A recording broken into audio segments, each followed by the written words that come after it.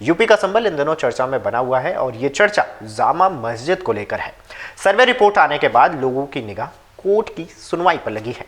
Civil जज, senior जज court में 8 जनवरी को सुनवाई होनी है। हालांकि सुप्रीम कोर्ट ने 29 नवंबर को जामा मस्जिद कमेटी को 6 जनवरी तक हाईकोर्ट जाने को निर्देश दिया था। साथ ही हाईकोर्ट को भी 3 दिन में सुनवाई को भी कहा गया था। इस दौरान निचली अदालत ने सुनवाई पर भी रोक लगा रखी है। कमेटी शनिवार को हाईकोर्ट में याचिका दायर कर सकती है, यानी कि मुस्लिम कमेटी जो है वो शनिवार को यानी कि आज इस पर याचिका दायर कर सकती है। ऐसा होने पर निचली अदालत में सुनवाई भी टल सकती है।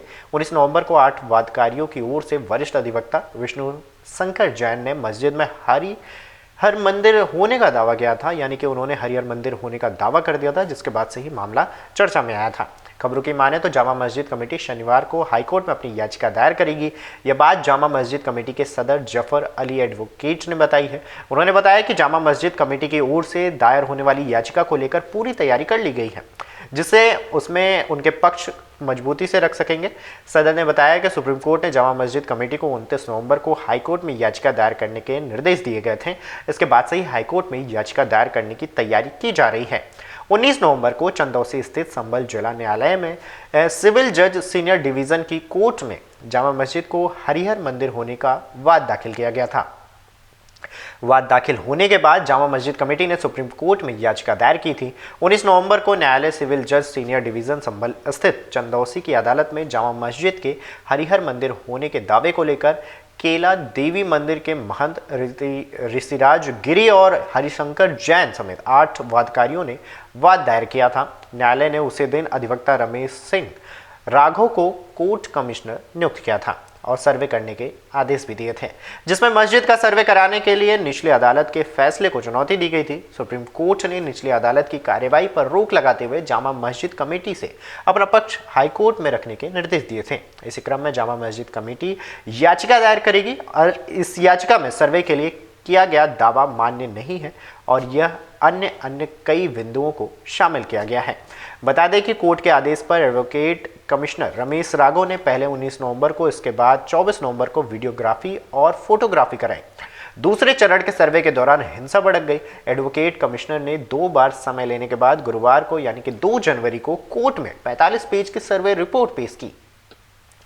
इसके साथ ही करीबन 50 फोटोग्राफ्स और वीडियो फुटेज भी शामिल किए गए। मीडिया रिपोर्ट्स की माने तो इन्हें पेन ड्राइव में दिया गया। इसके लिए जामा मस्जिद के 1000 से अधिक फोटो खिंचवाए गए। इस रिपोर्ट को सील बंद लिफाफे में पेश किया गया। उन्होंने बताया कि सर्वे के दौरान शाही जामा मस्जिद में पाए गए साक्ष्यों के संबंध में 43 पन्नों की सर्वे रिपोर्ट प्रस्तुत की गई है। साथ ही पाए गए तथ्यों के समर्थन में लगभग 60 फोटो भी सर्वे रिपोर्ट के साथ न्यायालय में पेश किए गए हैं। बहरहाल सर्वे रिपोर्ट आने के बाद से ही कोर्ट की सुनवाई पर निगाह लगी है। जामा मस्जिद के सदर एडवोकेट जफर अली ने बताया है कि मस्जिद की ओर से शनिवार को याचिका हाईकोर्ट में पेश की जाएगी। इससे पहले गुरुवार को पेश की जानी थी, लेकिन तैयारी अधूरी रहने की वजह से 2 दिन ये मामला टल गया था। अगर अब बात क्या हुआ है, यानी कि इस मामले में अब तक क्या हुआ है, इसके कुछ पॉइंट्स में समझाएं तो ये कुछ पॉइंट्स हैं। जैसे सबसे पहले 19 नवंबर को वाद दायर हुआ, कोर्ट कमिश्नर नियुक्त किए गए। इसी दिन शाम को सर्वे रिपोर्ट करने के लिए कोर्ट कमिश्नर पहुंचे। फिर 24 नवंबर को सुबह 7:30 बजे कोर्ट कमिश्नर फिर से सर्वे करने के लिए पहुंचे। इसी दिन बवाल हुआ, 5 लोगों की जान गई, 29 पुलिसकर्मियों और कई लोग इस मामले में घायल हुए।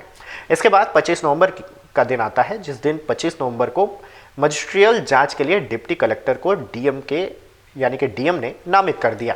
29 नवंबर को जामा मस्जिद कमेटी की याचिका पर सुनवाई कर सुप्रीम कोर्ट ने निचली अदालत की कार्यवाही पर रोक लगा दी।